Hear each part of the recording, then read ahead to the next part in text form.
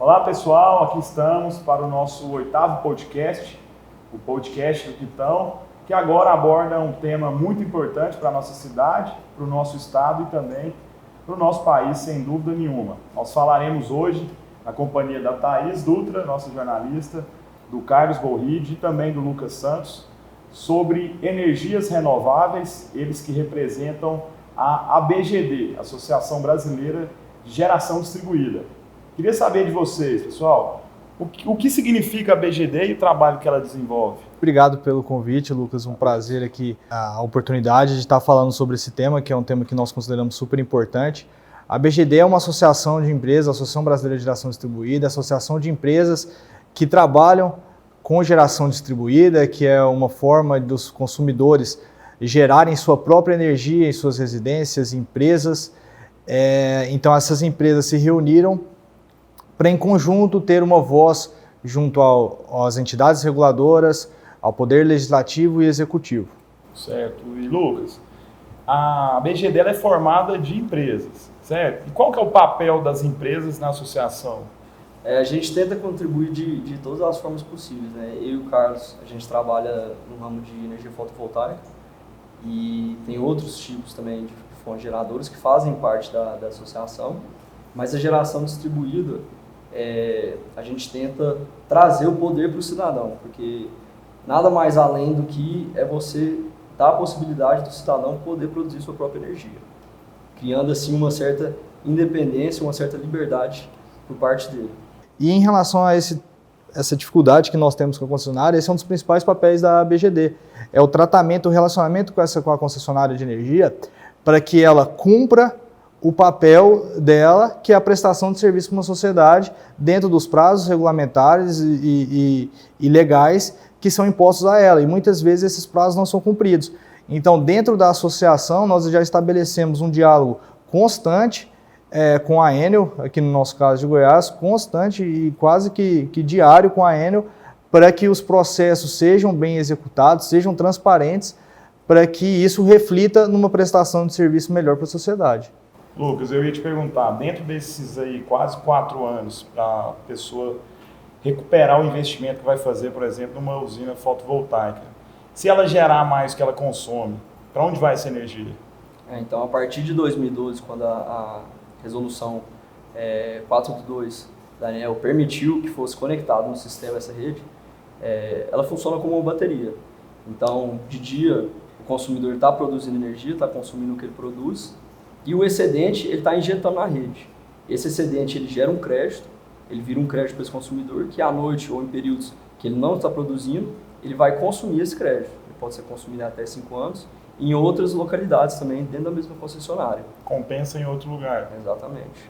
Didaticamente, essa energia fotovoltaica, o que ela é na prática? E como é que o cidadão pode ter toda essa liberdade? Precisa de muito investimento para colocar em casa, para fazer utilização? Como é que funciona? A energia fotovoltaica, basicamente, acho que todo mundo já viu, são aquelas placas azuis que elas geram energia elétrica. Basicamente é isso. Então, a gente fala que é uma forma mais democrática porque você pode implementar esse sistema em qualquer lugar. Um lugar remoto onde não tem rede elétrica, no meio da selva, no meio do deserto, seja em qualquer lugar você pode produzir sua energia. Então, a gente fala que é esse meio democrático que trouxe esse poder para o cidadão. E através dele, você consumir de maneira tanto sustentável quanto barata, você tem essa opção através da energia fotovoltaica. E Carlos, eu queria saber, quais são as fontes de energia renováveis e por que a fotovoltaica tem sido a mais utilizada? Sim, as fontes de energias renováveis são aquelas que vêm de recursos naturais e teoricamente infinitos, que são as fontes solar, eólica, a fonte hídrica não deixa de ser uma fonte renovável, nuclear, biomassa, biogás, então são todas essas fontes renováveis. Em relação, dentro da geração distribuída, só pode ser gerada energia na geração distribuída se for uma fonte renovável. Então, pequenas centrais hidrelétricas, ou a CGHs, pequenas turbinas eólicas e a energia fotovoltaica. Por dois motivos, a energia fotovoltaica é a principal energia, hoje ela representa mais de 90% das unidades consumidoras com geração distribuída, elas têm centrais geradoras fotovoltaicas. Por quê? Primeiro, o custo de implementação de uma usina fotovoltaica ele é menor se comparado com de uma usina eólica ou de uma central de geração hidrelétrica, e também pela modularidade. Eu consigo instalar pequenas centrais fotovoltaicas, como o Lucas disse anteriormente, apenas um módulo fotovoltaico, 2 módulos, eu posso instalar muito mais do que isso, enquanto turbinas eólicas elas têm uma potência maior, são projetos maiores para que haja uma viabilidade desse investimento. Então, pela modularidade, pelo custo, a energia solar ela é a mais viável. E aí, se falando já especificamente do Brasil e do nosso estado, pela disponibilidade do recurso. Então, nós não temos o potencial eólico que fosse justificável para investimentos em energia eólica, e nós temos sol em abundância quase que o ano todo, com pouca incidência de chuva. Então, quando junta esses 3 fatores, no Brasil a energia fotovoltaica é disparada a energia com mais viabilidade. E assim, trazendo também para o cenário local, que seria Goiânia, hoje você perguntou do custo, segundo as pesquisas da Absolar, Goiânia é a 9ª capital que o tempo se paga mais rápido esse investimento. Hoje é em torno de 4 anos a 2 meses. Né? Sim, ainda mais um cenário em que a nossa distribuidora de energia não funciona tão bem, né? Já força o cidadão a criar uma alternativa de ter energia Exato. Mais consistente, né? A gente tem um crescimento sistemático da tarifa de energia. Então a energia cada vez ficando mais cara, e até então nós não tínhamos outra, o consumidor não tinha outra alternativa a não ser pagar pelaquela energia que a concessionária oferecia. E agora, com essa possibilidade da geração distribuída, de ele gerar sua própria energia e tornar-se menos independente da concessionária, ele passa esse conceito de democratização, de empoderamento desse consumidor. Em outubro, a gente teve a inauguração de uma usina fotovoltaica numa universidade aqui em Goiás. A ABGD tem alguma relação com universidades? Estabelece alguma parceria para fomentar alguma coisa nesse sentido? Aqui existe os fóruns organizados pela ABGD, congresso, que sempre tem a participação das universidades, da academia em geral, né, seja com contribuição de trabalhos acadêmicos, com próprio apoio institucional para a realização desses eventos. E também existe dentro da ABGD nacional um corpo técnico, uma diretoria técnica que tem participação ativa da academia para que sejam discutidos todas essas questões da geração distribuída como um todo, também com viés técnico, além do viés jurídico e político, que são as 3 principais frentes que a associação tem hoje. E eu queria fazer uma pergunta até meio boba, mas eu acho que tem muita gente com essa dúvida também, é sobre a diferença de energia solar e fotovoltaica, né? A fotovoltaica, ela depende do sol mesmo, do calor, ou sol da luz? Então, a energia solar, a gente até brinca que toda a energia solar, porque de alguma forma está relacionada a ela. Desde os movimentos do vento estão relacionados com o sol, o curso das águas, tudo está relacionado de alguma forma com a energia solar. A energia solar fotovoltaica é aquela energia em que, pelo efeito fotovoltaico, com a radiação solar, depende então da luz solar, é gerada energia elétrica. A energia solar em geral, agora já usando o termo específico, muitas vezes ela é confundida com aquecimento solar, que é aquele que através dessa radiação e do calor, você esquenta um fluido, via de regra a água nas nossas casas, para a gente usar nos chuveiros, única e exclusivamente nos chuveiros. Então existe muito essa confusão. A fotovoltaica é a geração de energia elétrica e o aquecimento solar é apenas o aquecimento de água para uso em banhos e outros usos necessários. Sei que em Goiânia, eu visitei na época um hipermercado que montou uma das maiores usinas fotovoltaicas aqui, que quase não depende de energia elétrica fornecida pelas empresas, né? Eu queria saber, Lucas, o público-alvo hoje da energia fotovoltaica, que busca essa independência mesmo, de não depender de um concessionário, produzir sua própria energia, ainda já ultrapassou as indústrias e já chegou na casa das pessoas, ou ainda é uma necessidade muito maior ainda da indústria e do comércio, por exemplo? Eu acredito que a necessidade é de todo mundo, né? Todo mundo é um consumidor de energia. Então, para as pessoas que buscam essa alternativa de barateamento da conta de energia e tem essa opção, não só pessoas físicas em residências, como indústrias também, todo mundo pode ser um produtor de energia fotovoltaica. A gente tem uma legislação hoje que permite você produzir remotamente essa usina, então às vezes por uma questão de espaço físico ou de sombreamento, você não possa produzir no local que você consome, você pode produzir numa área remota. Já existem também condomínios, consórcios de energia elétrica, que a pessoa também não precisa fazer esse investimento. Ela pode ser um consorciado e pode consumir esse crédito de energia, mesmo não estando gerando no telhado dela. Basicamente isso. Então, por isso que todos podem ser potenciais consumidores dessa energia.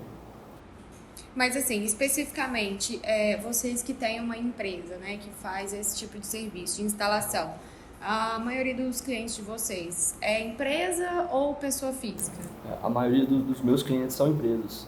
A gente foca principalmente no ramo de agronegócio, então a gente tem muita instalação para suprir a demanda energética de pivô, de silo, de armazenamento, então a gente é mais focado nesse setor. Mas também a gente faz usina residencial, todo tipo de usina, comércio, indústria, mercado livre, geração distribuída, de todo tipo.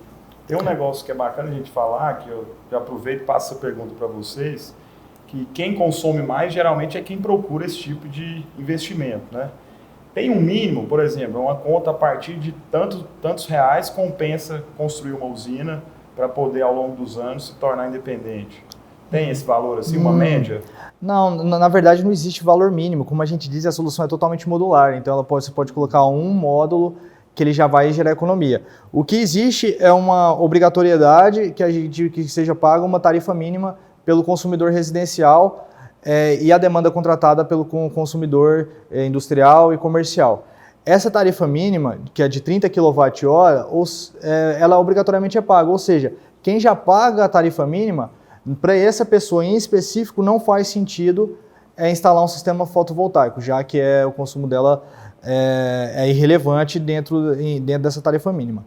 Mas para qualquer outro consumidor, esse já é viável e, claro, quanto mais energia você consome, maior vai ser a sua economia, então mais atrativo pode ser esse investimento. Mas em relação à proporção de residencial, industrial, do agrobusiness, como o Lucas falou, hoje, grande parte, a maior parte das instalações no Brasil, e em Goiás não é diferente, ela é residencial. Cerca de 30% das instalações hoje são residenciais e depois comerciais de pequeno porte. As grandes usinas, elas vêm atender indústrias, agrobusiness, hipermercados, mas se a gente pegar o número total de instalações e não a potência instalada, esse número vai estar mais distribuído nas residências e pequenos comércios. Bom, na verdade, enquanto a maioria das pessoas só pensa no ganho financeiro, né, as empresas ainda têm que ser incentivadas a ser um pouco sustentáveis. E aí tem um projeto que já foi aprovado na Câmara Municipal, já foi sancionado pelo prefeito, mas ele não é colocado em prática nunca. Chama o IPTU Verde, que incentiva condomínios, que incentiva empresas a ter práticas sustentáveis, né? A BGD também pode fazer uma espécie de consultoria, auxiliar todas essas pessoas jurídicas a implantarem sistemas sustentáveis nos empreendimentos. Uhum. Assim, eu acho que o grande negócio que começou é quando a gente conseguiu atrelar essa consciência ambiental ao aspecto financeiro, positivo. Então, quando a gente tem uma opção que ela é economicamente viável e ela ajuda o meio ambiente, tem toda a questão da sustentabilidade, é difícil você escolher outra opção, né? Uhum. Então, por isso que a gente enxerga a solar, exatamente como o Carlos falou, o barateamento que teve nos componentes fotovoltaicos, além da crescente tarifa das energias elétricas, que a partir disso a gente vai conseguir mudar esse cenário. E uma questão que é importante a gente falar, inclusive, fomos parceiros nessa luta, né, quando a gente foi à prefeitura pedir a regulamentação dessa lei, que é a 235 de 2012. Quer dizer, uma lei que desde 2012 está aprovada e ainda não virou realidade. E para que todos entendam, gente, é um ganho enorme que nós estamos deixando de lado e acabando não aproveitando isso, né? Tanto os empresários quanto os habitantes, que é a lei do IPTU Verde, que vai dar incentivo, vai baratear o seu IPTU caso você implante alguma solução sustentável na sua casa. Seja ela de drenagem de água para evitar enchente, seja o jardim verde que diminui a temperatura da cidade, seja as energias renováveis, o caso da energia fotovoltaica, que vai valorizar seu imóvel, vai baratear seu imposto, vai ajudar o meio ambiente e ainda vai ser economicamente muito mais viável, né? E a gente faz esse pedido para que a prefeitura coloque logo isso em prática, depende apenas de um decreto, e que a gente aguarda ansiosamente para que no ano que vem, por exemplo, já comece a valer, incentivando mais empregos, ajudando a cidade e colocando em prática essa ideia inovadora. Não, essa questão do IPTU verde, como você falou, já é implementada em algumas cidades, né? Exatamente. Palmas tem um estilo de IPTU verde, Salvador, e o que a gente vem acompanhando é que realmente é um incentivo a mais que você tem e atrela, querendo ou não, uma ajuda para a própria concessionária, né? Porque você está desafogando a concessionária que muitas vezes não consegue suprir essa demanda energética que a gente tem aqui. E se a gente aliviar a concessionária nas energias residenciais, vai sobrar para ela fornecer para a indústria, né? Comércio e etc. Que é um dos grandes gargalos do nosso estado, uma das principais dificuldades da Enel, que impediu, inclusive, a gente estar atraindo investimentos no segmento industrial para o interior ali do estado sudoeste goiano, por falta de infraestrutura elétrica para atrair isso. Então, assim, nesse aspecto ambiental ainda está alinhado com o que o país como um todo deve fazer, que foi assinado na Conferência de Paris, com os objetivos do Estado e do município também, de ter uma matriz energética mais limpa, de reduzir a emissão de gases. Se a gente pensar a quantidade de carros só crescente, a impermeabilização do solo, então a lei do IPTU, o aquecimento, a gente está vendo agora que a gente está passando na cidade, uma cidade cada vez mais cinza, né? Um crescimento meio descontrolado, e qualquer iniciativa como essa do IPTU verde, que às vezes significa até muito pouco dentro do cenário global da prefeitura, de arrecadação, mas que pode incentivar iniciativas que não só a fotovoltaica, mas a própria permeabilização do solo, que é até barato, e que incentive isso para a gente melhorar a sociedade como um todo, em todos os aspectos. Com certeza. E nós agradecemos a contribuição de vocês. Mais alguma coisa, Thaís? Não, isso, só agradecer mesmo, Lucas e Carlos. Obrigada. A gente fecha, então, o 8º podcast do Quitão. Até a próxima. Isso aí, obrigado vocês, viu? Continuem firmes nessa luta. Na Câmara Municipal vocês têm um parceiro, vamos continuar cobrando. E eu espero em breve já dar boas notícias sobre essa questão do IPTU verde e outras iniciativas sustentáveis. No mais, fiquem com Deus. Meu irmão Lucas Santos, continue firme nessa luta. Carlos, parabéns pelo trabalho. Muito obrigado, e tá aí uma boa ideia para vocês, pessoal. Pensem bem e vamos tornar o planeta mais sustentável, mais verde, é isso que importa. Valeu! Valeu!